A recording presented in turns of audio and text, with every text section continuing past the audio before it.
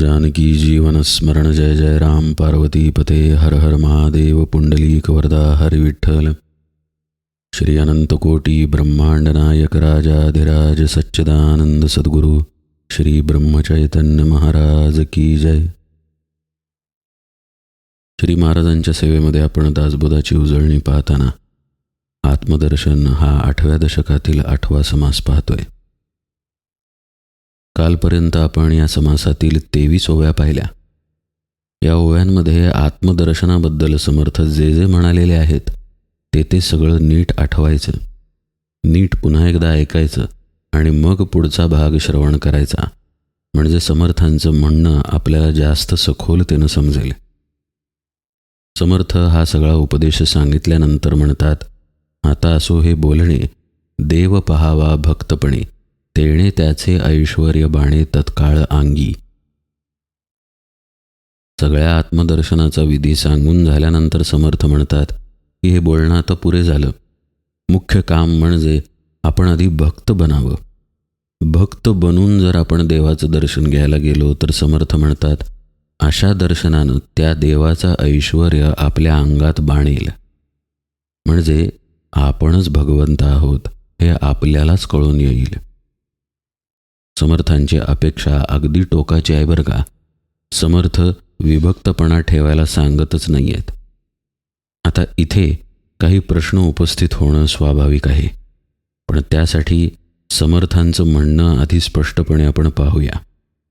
देहची होऊन राहिजे तेणे देह दुःख साहिजे, देहातीत होता पाविजे परब्रह्म ते, असं समर्थ पुढे स्पष्टपणे म्हणाले.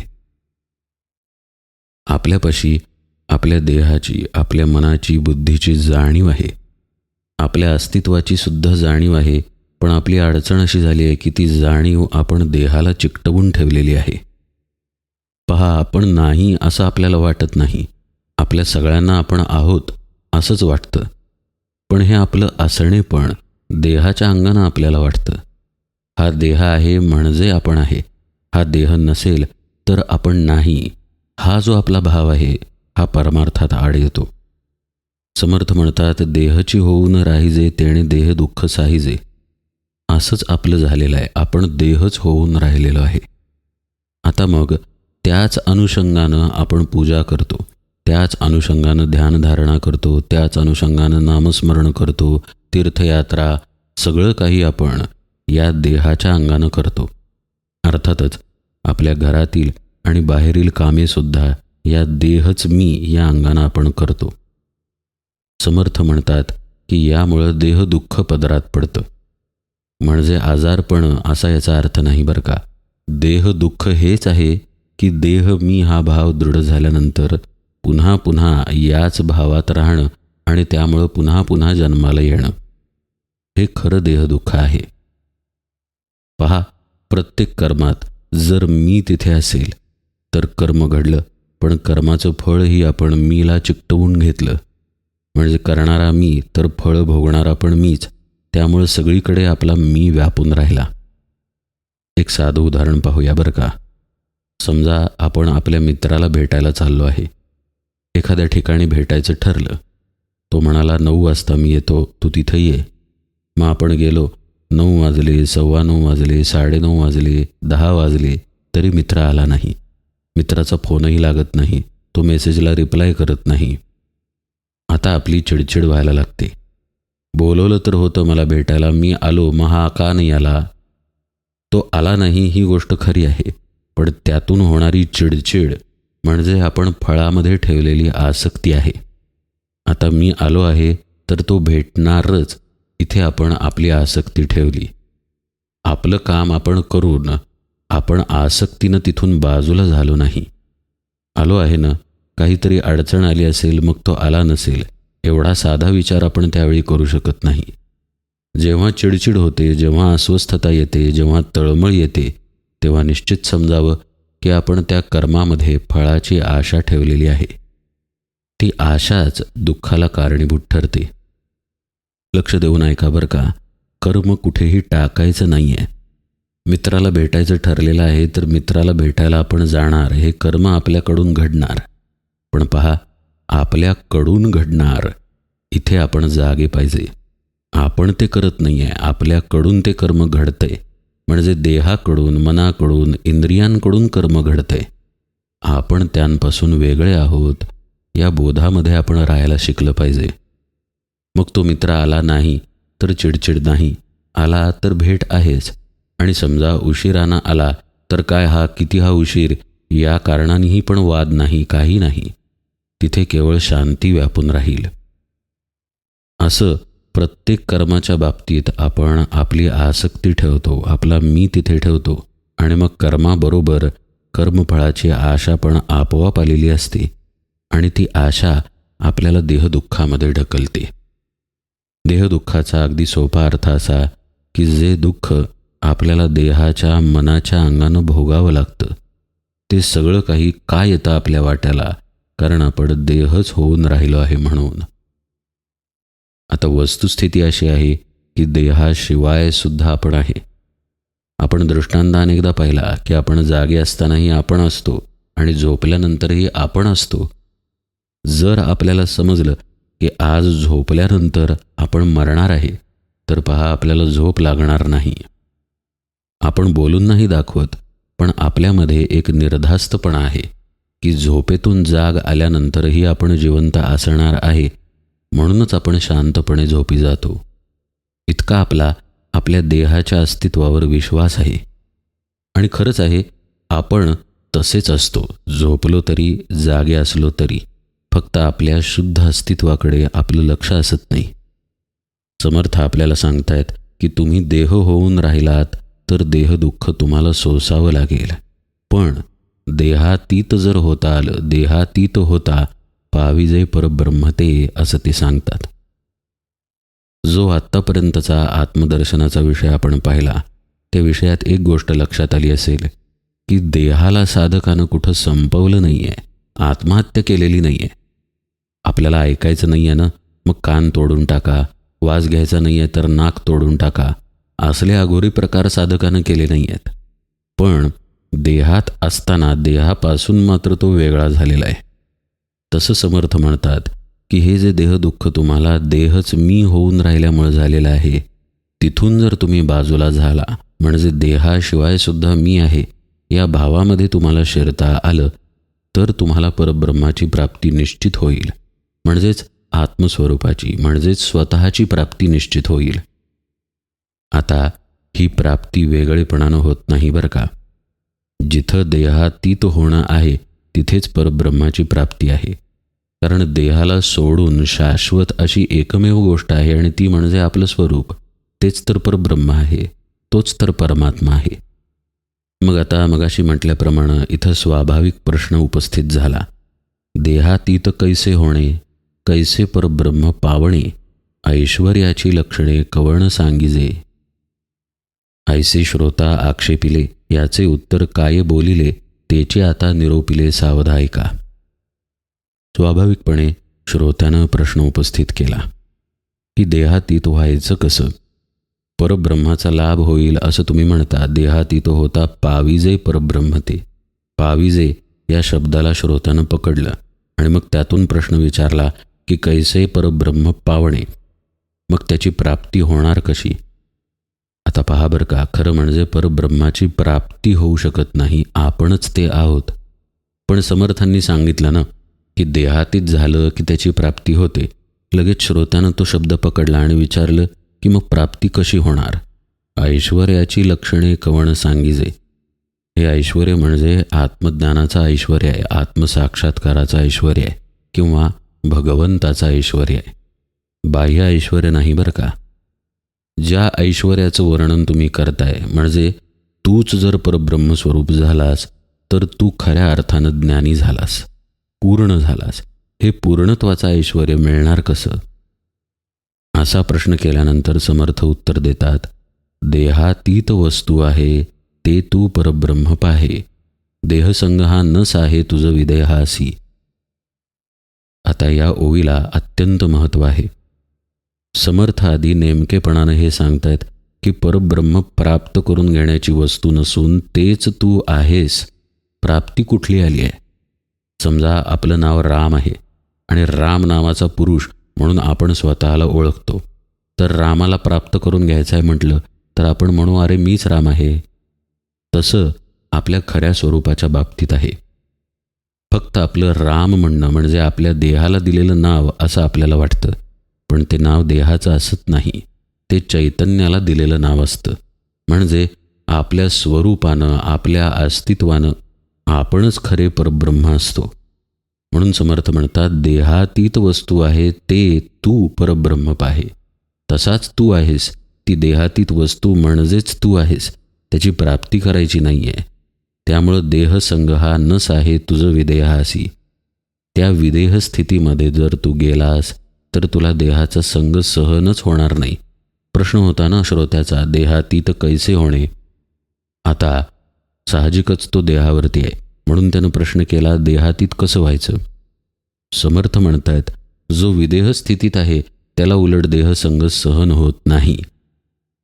म्हणजे श्रोत्यानं एक प्रकारे अलीकडे राहून पलीकडच्या स्थितीचा प्रश्न केला आहे.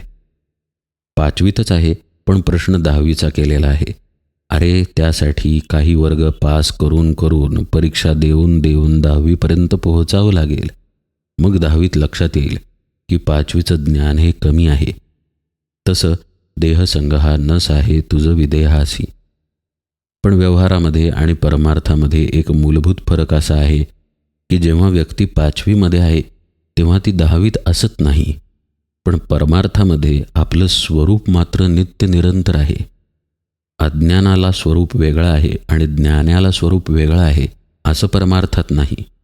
त्यामुळे तो बद्ध असो, मुमुक्षू असो, साधक असो, नाहीतर सिद्ध असो, त्याचं जे स्वरूप आहे ते आहे तसं आहे. गरज आहे फक्त झोपेतून जागं होण्याची. म्हणून समर्थ म्हणतात की ते तत्वच तू आहेस, देहातीत वस्तू आहे ते तू परब्रह्म पाहे. आता इथे समर्थांनी पुन्हा आत्मज्ञानाचा अभ्यासही सांगितला आहे. जसा अभ्यास आपण कालच्या निरूपणात पाहिला, देवा भक्ताचे पाहता मूळ, तसंच देहातीत वस्तू आहे ते तू परब्रह्म पाहे असा अभ्यासही समर्थ इथे सुचवतात. म्हणजे देहातीत होऊन आपल्या स्वरूपाला पाहण्याचा अभ्यास इथे ते सांगतात.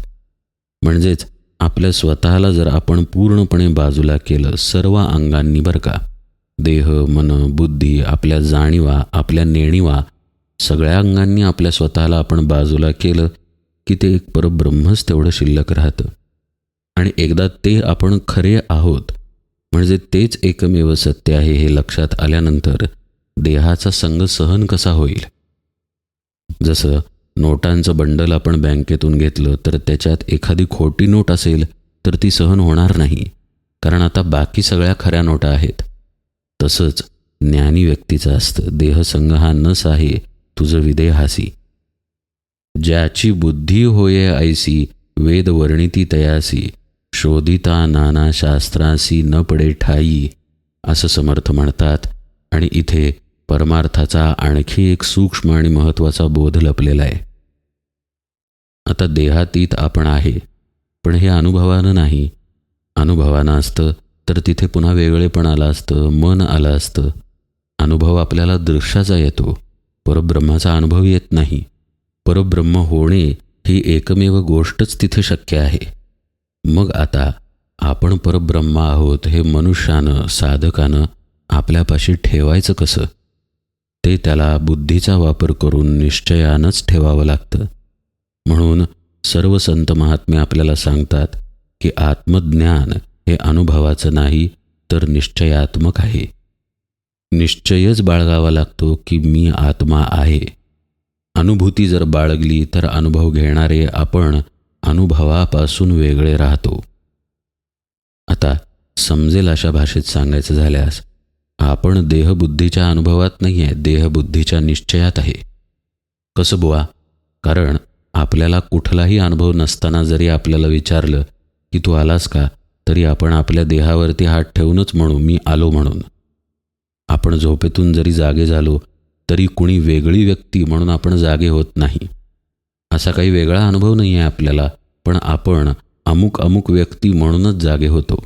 स्त्री म्हणून झोपी गेलेला आहे आणि जाग आल्यानंतर पुरुष म्हणून जागा झालेला आहे असं घडत नाही. मग आपल्या स्त्रीत्वाचा अनुभव नसून आपल्या स्त्रीत्वाचा निश्चयच आहे हे यावरून सिद्ध होतं.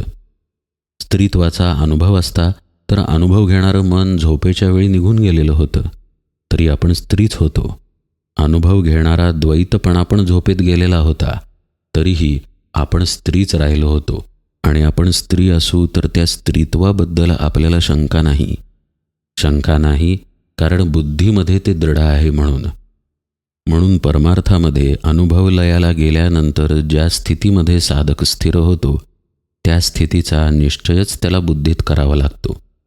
तो निश्चयच नंतर बाणत देहबुद्धीची जागा घेतो आणि नंतर त्याला आत्मबुद्धी असं म्हटलं जातं.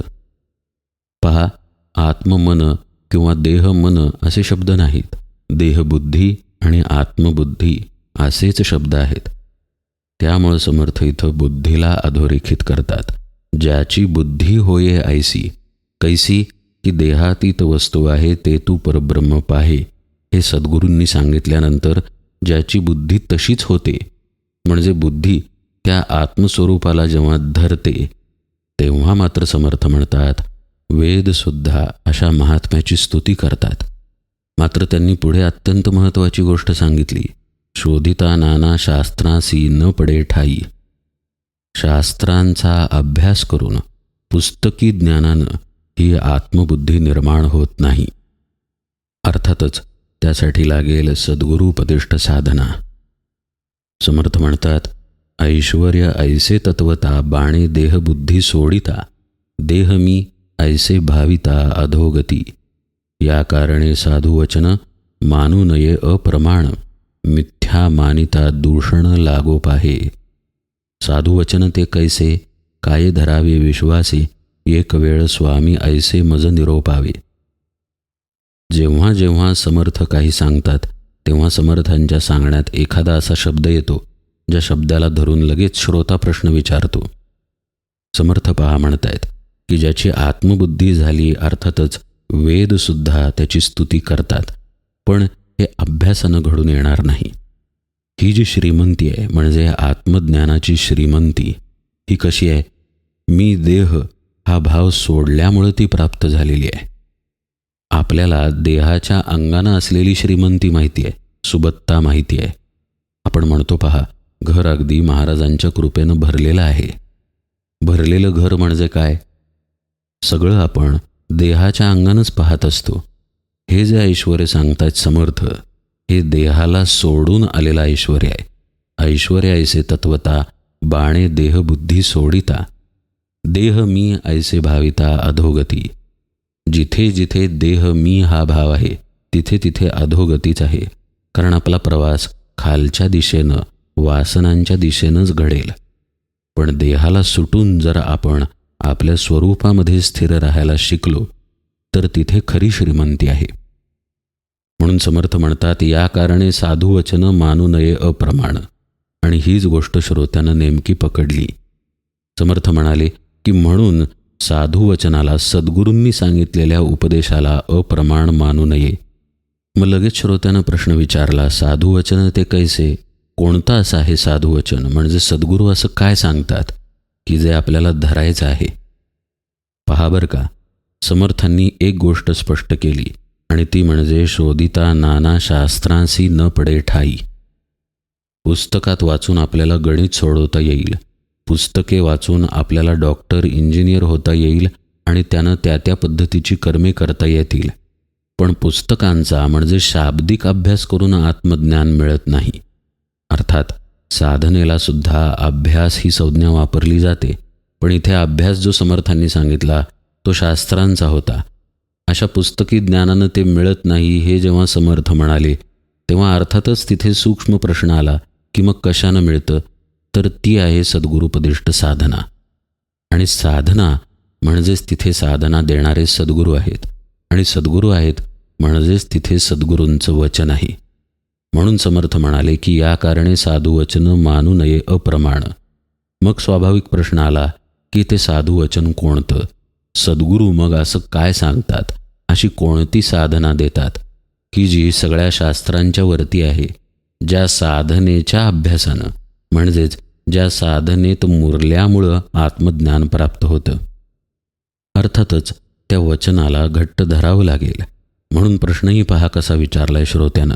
साधू वचन ते कैसे, काये धरावे विश्वासे, एक वेळ स्वामी ऐसे मज निरोपावे. लगेच समर्थांनी याचं उत्तर दिलं आणि एक अलौकिक ओवी दासबोधामध्ये आली. सोहम आत्मा स्वानंद घन, अजन्मा तो तूची जाण, हेच साधूचे वचन सदृढ धरावे.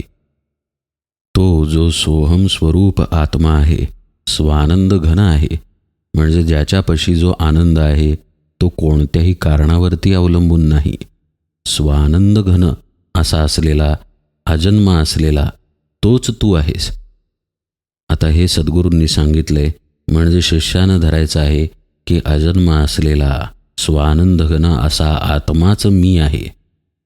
हे शिष्यानं करणं म्हणजेच त्यानं साधूचं, सद्गुरूंचं वचन सदृढ धरणं. पण आता हे धरणं होणार कसं? वचन हे स्थूल थोडीच आहे. हे वचन पहिल्यांदा आपल्याला मनानं, चित्तानंच धरावं लागेल. त्याच्या चिंतन मननामध्ये मुरल्यानंतरच आपोआपच मग आपली देहबुद्धीची आत्मबुद्धी होणार आहे. असा सगळा साधनेचा प्रवास होतो. म्हणजे या साधनेचं बीजच मुळात साधू वचन आहे, सद्गुरू वचन आहे. सोहमात्मा स्वानंद घन, अजन्मा तो तूची जाण. जे उपनिषदात सांगितलेलं आहे की तत्वम असी, तेच इथे समर्थ ओवीमध्ये सांगतात. आणि अर्थातच मगाशी म्हटलं त्याप्रमाणे हे महावाक्य मनानं, चित्तानंच सुरुवातीला धरावं लागतं. कारण जेव्हा महावाक्याचा उपदेश झालेला आहे तेव्हा साधक, शिष्य आपल्या देहबुद्धीवरच तर आहे. त्यामुळे त्याच्याजवळ त्याची आयुधं आहेत. मन आहे, चित्त आहे, बुद्धी आहे, अंतःकरण आहे. त्यांनीच तो हे महावाक्य धरणार. म्हणून समर्थ लगेच म्हणतात, महावाक्याचे अंतर तूची ब्रह्म निरंतर. हे खरं आहे. ऐसी या वचनाचा विसर पडोची नये, विसर पडू देऊ नये असं जेव्हा समर्थ म्हणतात तेव्हा ते हेच सुचवतात की त्याच्याच चिंतनामध्ये राहावं. त्याला कधीही विसरू नये. म्हणजे काय? त्यालाच सतत आठवत राहावं. मग आता हे घडणार कुठे? आपल्या मनात, चित्तात, बुद्धीतच घडणार.